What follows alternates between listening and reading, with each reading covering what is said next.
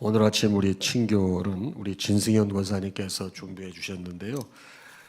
이렇게 떡을 준비해 주셨습니다. 가실 때 하나씩 받아가시면 고맙겠습니다. 자, 어제 제가 좀 설명을 드리고 했어야 되는데 아내가 좀 다가가실 수도 있는데 여러분 그 40일 특별 새벽 기도회 기간 동안에 끝날 때 좀 통성으로 기도하고 마쳤으면 좋겠다 그런 마음이 들어서 했거든요. 여러분 통성으로 기도 끝나고 난 다음에 제가 이제 축도를 세면 마칠 텐데 그 다음에는 자연스럽게 더 기도하시다가 돌아가면 좋겠고요. 우리 한 4, 5분 정도 통성으로 기도하는 거에 기도의 제목을 간단히 말씀드리면 첫째 이제 나라와 민족을 위해서 우리가 기도해야 됩니다. 이번에 대통령 선거 결과를 보셨지만 저도 20한 5, 6만 표 차이로 아주 굉장히 근소하게 차이가 나서 이제 국민 통합이 무엇보다 중요한 시기가 됐어요. 우리가 기도해야 될 때입니다.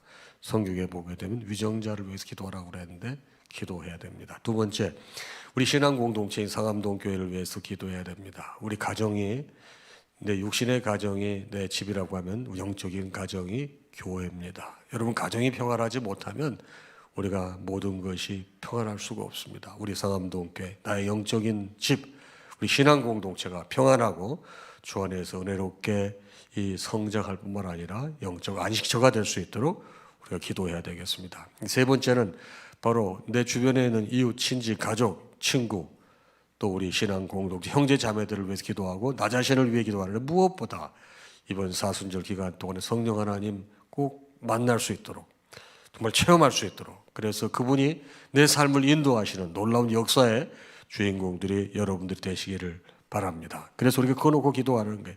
우리 4, 5분 정도 통성으로 기도 못 하겠습니까? 4, 5분 정도 통성으로 기도할 때 기도의 불이 이 새벽 제단을 통해서 우리 상암동에 전체로 불이 붙을 줄로 믿습니다. 네, 자 오늘 말씀도 우리가 너무나 잘 아는 말씀이 되겠습니다.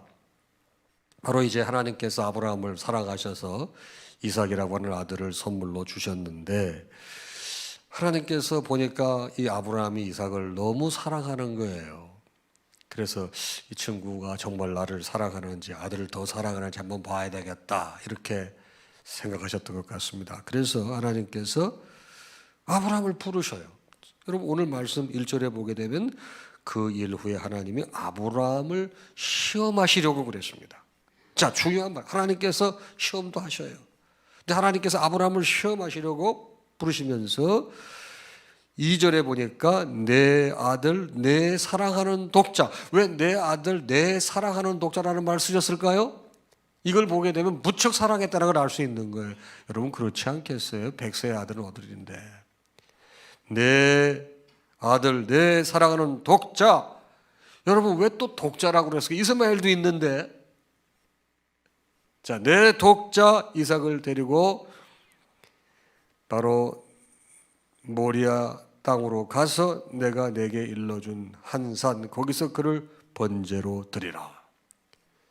제물로 드리라는 거예요. 근데 다음 말씀 보게 되면 아브라함이 묻거나 따지거나 왜 그러시냐고 그러지 않아요. 3절에 보면 그의 아들 이삭을 데리고 번제에 쓸 나무를 쪼개어 가지고 떠나 하나님이 자기에게 일러주신 곳으로 가더니 그리고 그 다음 말씀 보게 되면 제3일에 그렇습니다. 제3일에 이건 뭡니까? 3일길을 순종했다는 거예요. 3일길을 여러분 그 마음에 왜 의심이 없고 왜 그러셨을까 궁금함이 없었겠어요. 그런데 이 3일길 순종하고 바로 이제 그것을 멀리서 바라보게 되었습니다. 그러니 이제 아브라함이 때가 됐기에 바로 종들에게 너희들은 나귀와 함께 여기서 기다려 내가 내 아들 이삭과 함께 저기 가서 예배하고 우리가 너에게로 돌아올게. 여기 보면 우리가 너에게 돌아올게 그랬어요. 바로 아브라함이 이삭과 함께 돌아올 것이라고 그래요. 그래서 이제 아브라함이 이제 번제 나무를 가지고 그 이제 아브라함이 나이가 많은 힘이 없으니까 아들에게 치게 합니다. 자기는 불과 칼을 손에 들고 두 사람이 갑니다. 근데 이삭이 궁금해 아버지에게 질문을 합니다. 아버지 7절 중반절이죠. 불과 나무는 있는데 번제할 양은 어디 있죠? 궁금해합니다. 근데 8절에 보게 되면 아브라함이 믿음의 선언을 합니다. 아들아, 번제할 어린 양은 하나님이 자기를 위하여 친히 준비하실 거야. 이렇게 했습니다. 9절입니다. 바로 하나님께서 일러주신 그 자리에 도착했습니다. 아브라함이 그곳에 제단을 쌓고 나무를 벌려놓고 그의 아들 이삭을 결박합니다. 그리고 나무 위에 놓습니다.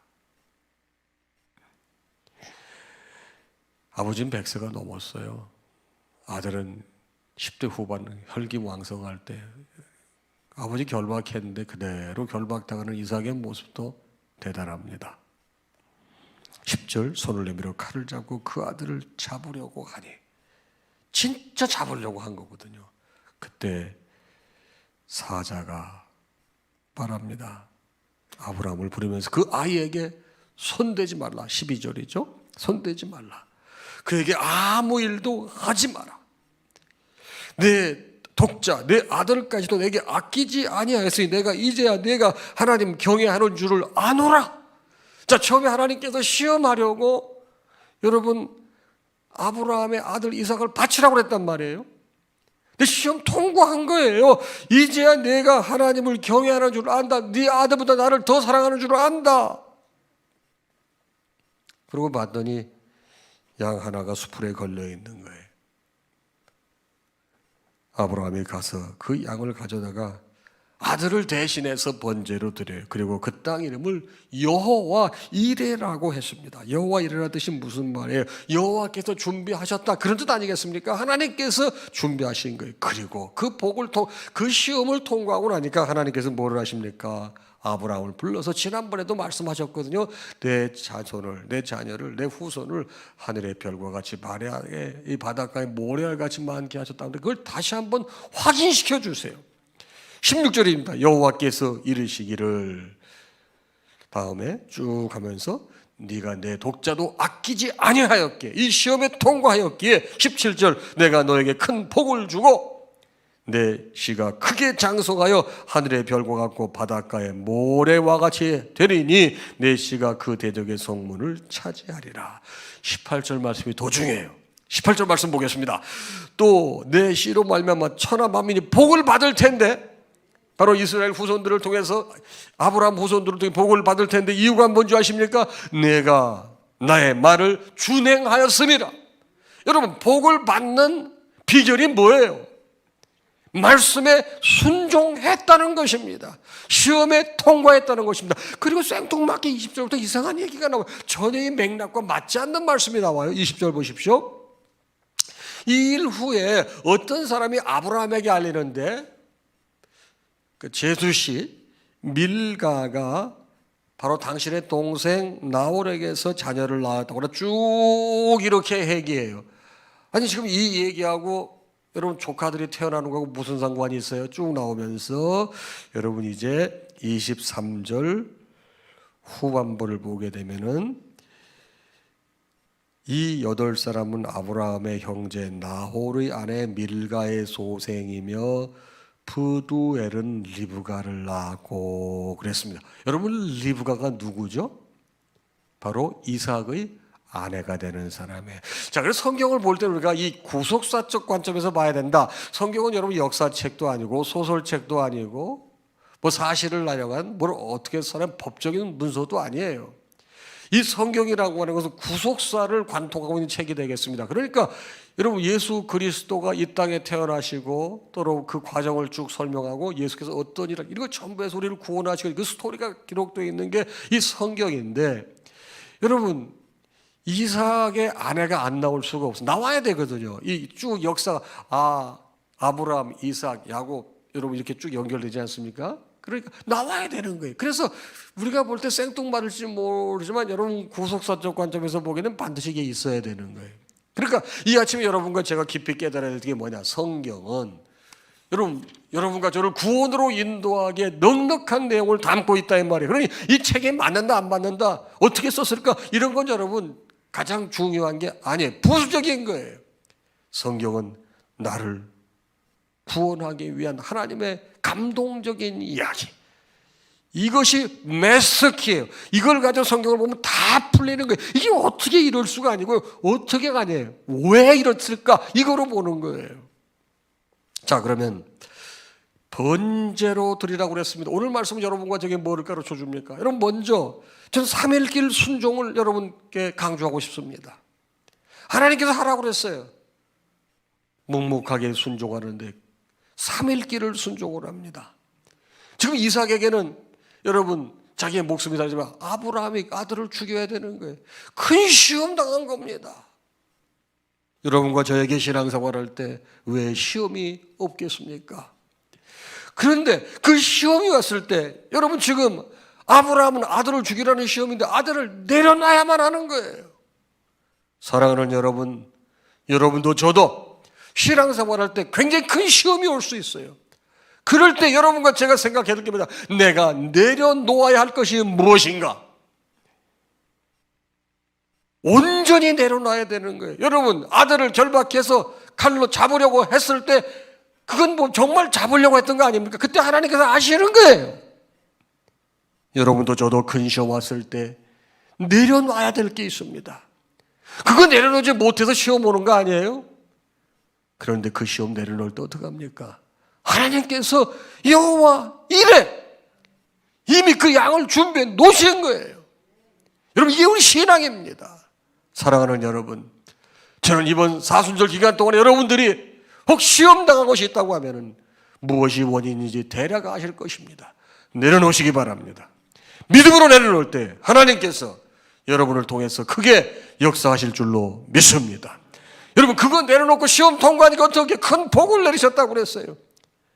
내 후손이 그들로 말미암아 복을 받는데 그 이유가 뭐예요? 네가 내 말을 준행하였으면, 준행이 뭐예요? 지키고 행동에 옮겼다는 거예요.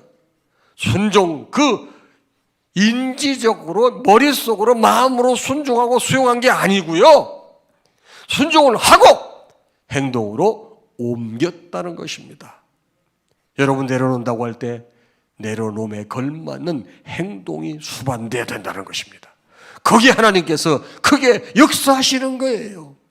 여러분, 그럴 때 하나님께서 말씀하신 것처럼 내 후손을 하늘의 별과 같이, 그 다음에 바닷가에 모래알 같이 만들어 주신다고 그랬는데 그거 후손까지 약속하시고, 그러면서 여러분 바로 이삭의 아내 리브가까지 다 준비해 놓으시잖아요. 하나님께서는 우리가 상상하지 못하는 방법으로 이미 다 준비해 놓고 계시는 거예요. 과거부터 준비해 놓고 계시는 거예요. 문제는 우리가 순종하지 못하기 때문에 그것을 나의 것으로 만들지 못하는 것입니다. 여러분, 신앙생활 할 때 우리가 어떻게 여러분 모든 일에 순적할 수만 있겠습니까? 하나님께서는 여러분과 저로 하여금 더욱더 신앙적으로 건강하게 하시기 위해서 연단시키시는 거예요. 여러분, 운동이 얼마나 힘들고 고통스러워요. 여러분 국가대표들 여러분 운동하는 모습 보게 되면요, 저 보통 독한 사람들이 아니다. 보통 사람들이 아니다. 여러분, 그렇게 운동을 할 때 여러분 몸이 건강해지는 것처럼 신앙생활도 영적 연단이 없으면 건강해지지 않아요. 사랑하는 여러분, 오늘 아침 말씀이 나에게 깨닫게 해주는 게 뭐예요? 내가 내려놓아야 될 것이 무엇이냐? 내가 시험 당했는데 지금 내려놓아야 될 것이 무엇이냐? 내려놓으십시오. 하나님이 함께 하시고 알지 못한 더 놀라운 것도 미리 준비해 놓으셔서 여러분을 축복의 통로로 사용하실 줄로 믿습니다.